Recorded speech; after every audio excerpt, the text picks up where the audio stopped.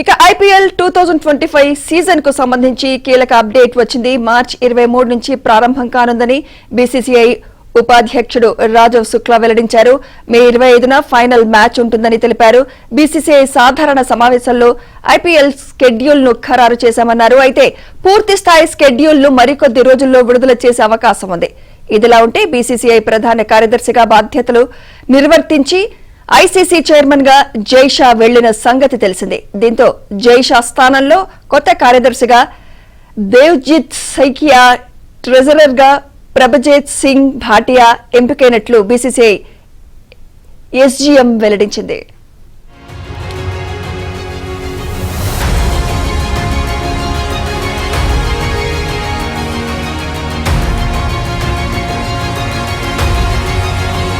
BCCI ఉపాధ్యక్షుడు రాజీవ్ శుక్లా వెల్లడించారు.